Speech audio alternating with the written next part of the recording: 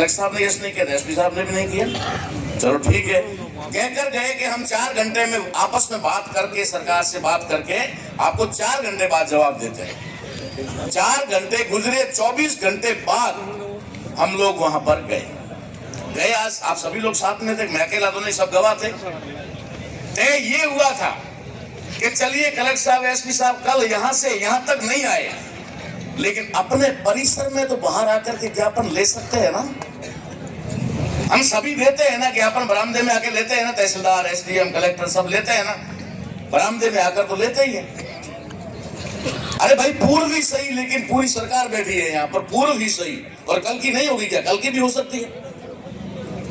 तुम्हें तो 60 साल तक कलेक्टर रहना है कहीं न कहीं, तो तुम्हें थोड़ा तो होश होना चाहिए कि यार इतने सम्मानीय लोग आ गए हैं, तो मैं कमरे से निकल, चैम्बर से निकल करके बरामदे तक आ जाऊं। हमारा क्या, हमें रोड तक नहीं लाना था, हम भी समझते हैं रोड पर हम भी नहीं लाना चाह रहे थे, लेकिन हमने कहा कि थोड़ा बाहर आ जाए, तो यहाँ पर हम ज्ञापन दे करके फिर हमारा जो भी शिष्टमंडल, अंदर क्यों गए थे हम अंदर, बाहर तो हम नाराज होके आए ना, हम अंदर गए थे। हमारा उद्देश्य ये था कि कलेक्टर साहब थोड़ा सा बाहर आकर के इन बुजुर्गों का, इन सम्मानित लोगों का थोड़ा मान मनवार कर, सम्मान कर दे। उसके बाद में इनके साथ, कलेक्टर साहब के साथ ही हम चैम्बर में जाएंगे और बैठ करके पूरी वार्ता करेंगे। ऐसा नहीं था कि वार्ता हमें नहीं करनी थी, लेकिन बात ये हुई वहां जाने के बाद में कि आप 4 लोग जाकर के अंदर जाके ज्ञापन करो। कल भी कलेक्टर साहब को यहाँ, अरे तुम्हारी पब्लिक है यार, यहाँ पर तुम्हारे लोग हैं, यहाँ पर कौन सा यहाँ कोई अपराधियों का जमावड़ा है कि कौन से यहाँ पर कोई पाकिस्तान के लोग आकर के बैठे हुए हैं जिनके बीच में आप जाना पसंद नहीं करते। ये सिर्फ हम ईगो समझ रहे थे, कल तक मैं ईगो समझ रहा था, लेकिन आज कलेक्टर ऑफिस जाने के बाद मुझे एकदम साफ हो गया कि कलेक्टर साहब का ईगो 0, एसपी साहब का ईगो 0। ये ईगो है तो सिर्फ और सिर्फ सरकार का। सरकार ने इनको निर्देश दिया है, इससे आगे तुम्हें कुछ नहीं करना है, वरना इतने सारे लोग वहां गए हैं और उनके अंदर की मानवता इतनी भी नहीं जागी कि जो उनके परिवार के सदस्य आज 3 दिन से 4 दिन से भूखे बैठे हैं, वो भाई उनका वो गेट के ऊपर ज्ञापन लेकर खड़े हैं और लेने तक के लिए उनको शर्म आ रही है। इसका मतलब है कि वो निश्चित तौर पे कहीं न कहीं दबाव में है।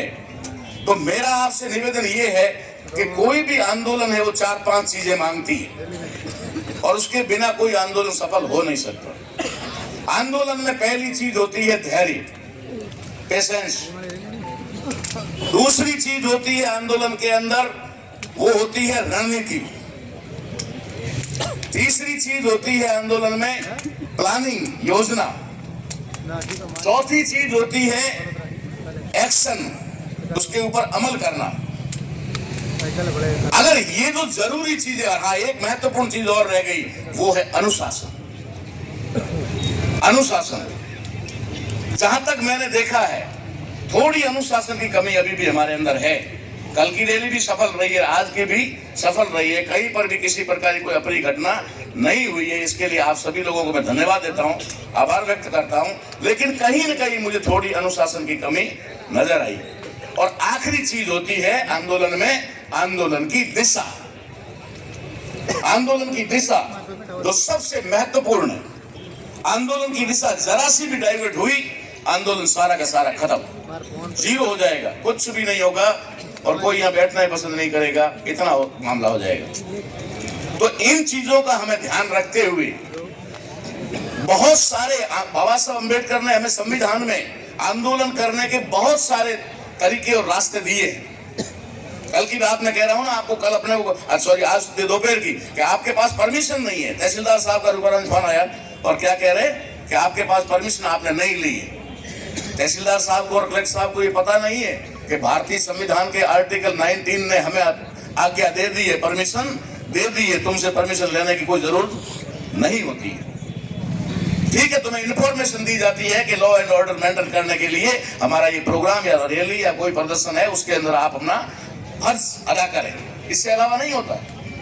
और परमिशन का पूछने वाले खुद कह रहे हैं कि हम 2 बजे 2:15 बजे आपको परमिशन दे रहे हैं। तो देनी थी तो पूछ क्यों रहे थे और मना क्यों कर रहे थे? ये सारी चीजें हैं। तो अब जैसे आंदोलन के रास्ते बहुत सारे आए, जैसे देखो हर आदमी, यहाँ पर गर्म दल के भी लोग हैं और नरम दल के भी लोग हैं। गर्म दल और नरम दल के लोगों को आपस में तालमेल बना करके रखना पड़ेगा। जरूरत उनकी भी है, जरूरत उनकी भी। ऐसा नहीं है कि उनके बिना काम चल जाएगा। यहाँ बैठे हुए किसी भी व्यक्ति के बिना काम नहीं चल सकता और हमें और लोगों को भी इसमें जोड़ना है, ऐड करना है। आज ये आंदोलन जो था वो राजस्थान के प्रतिनिधियों के पहुंचने के बाद भी ये जिला स्तरीय था। इस आंदोलन को हमें राज्यव्यापी बनाना पड़ेगा। राज्यव्यापी बनाने का जो तरीका है वो एक सुझाव हमारे पास बहुत बढ़िया आया। वो सुझाव आया कि हर तहसील या एसडीएम मुख्यालय पर और जिला मुख्यालय पर तो अनिवार्य तौर पर प्रत्येक संगठन जिसके पास में अपनी लेटर हेड है, जिसके पास में वो वहां पर उसका ज्ञापन दे और उसकी बदसत ना करे, उसकी निंदा करे, उसको न्याय दिलाने की मांग करे। तो उससे एक माहौल बनेगा पूरे राजस्थान के अंदर। फिर क्योंकि ये आंदोलन किसी वर्ग विशेष का या जाति विशेष का नहीं है, ये आंदोलन सर्व समाज का है, ये आंदोलन 56 कौम का है। तो इसकी वजह से ये आंदोलन आपकी जो सही दिशा में जा रहा है, ये आंदोलन, इस आंदोलन को इधर उधर न जाकर के सही दिशा में रखें और इसको एक बड़ा व्यापक आंदोलन बनाएं। लेकिन इसमें विशेष रूप से ध्यान रखें कि इसको संवैधानिक दायरे में रखें। हमें सारी चीजें उसके अंदर है। तो इसमें भूख हड़ताल का भी मामला आता है, भूख हड़ताल भी एक रास्ता है। लेकिन परिवार के लिए इनका सही सुझाव आया, भाई परिवार के लोग बहुत पहले ही परेशान है। तो अगर भूख हड़ताल वाले पे निर्णय होता है, मेरा सुझाव तो आप लोगों का है, लेकिन मैं उस पर कहता हूं अगर निर्णय होता है तो भले ही मैं शुगर पेशेंट हूं, लेकिन सबसे पहले भूख हड़ताल पे मैं बैठूंगा। निर्णय होता है। बाकी बहुत सारे रास्ते हैं, जन आंदोलन का रास्ता है।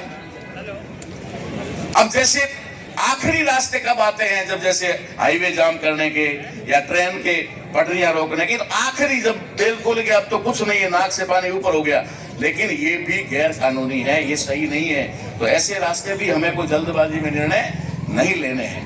हमें न्याय लेना है और कानून के दायरे में रह करके लेना है।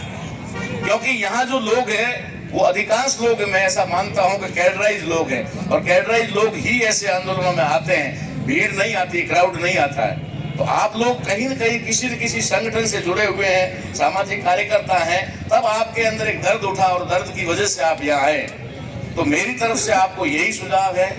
सुझाव के साथ मैंने निर्देश भी दे दिए, जानकारी भी दे दी, लेकिन ये है मेरा अपना सुझाव ये है कि हमें इस धरने को यहीं पर जारी रखना चाहिए और इसके साथ साथ इसे राज्यव्यापी और धीरे से हुआ तो फिर इसको राष्ट्रव्यापी भी बनाना पड़ेगा। क्योंकि ये एक समझ में आ गया है कि कलेक्टर साहब और एसपी साहब को हम भला कहें या बुरा कहें। मुझे भी वहां थोड़ा गुस्सा आ गया, आवेश आ गया, मैंने भी कह दिया होगा कुछ, लेकिन अब मेरे समझ में आ गया उसके बाद में कि दोष उनका नहीं है। क्योंकि निश्चित तौर पे चाहे वो कलेक्टर हो, चाहे एसपी हो, चाहे कमिश्नर हो, चाहे चीफ सेक्रेटरी क्यों ना हो, ये सरकारें चलाने वाले लोग यहाँ बैठे हुए हैं, वो सरकार के गुलाम ही होते हैं, सरकार के दिशा निर्देशन में ही चलते हैं, सरकार के आदेशों की ही पालना करते हैं, अपना सेल्फ कोई डिसीजन नहीं ले सकते। ये बात सब जग जाहिर है। इसलिए वो भी कहीं न कहीं दबाव में है। तो हमें अब ये तय करना है कि अगली लड़ाई जो है हमारी, वो राजस्थान सरकार से है। एसपी और कलेक्टर साहब हमारी लड़ाई से हट गए हैं। अब हमें सीधी सरकार से लड़ाई लड़नी है, उसकी प्लानिंग हमें करनी चाहिए। धन्यवाद।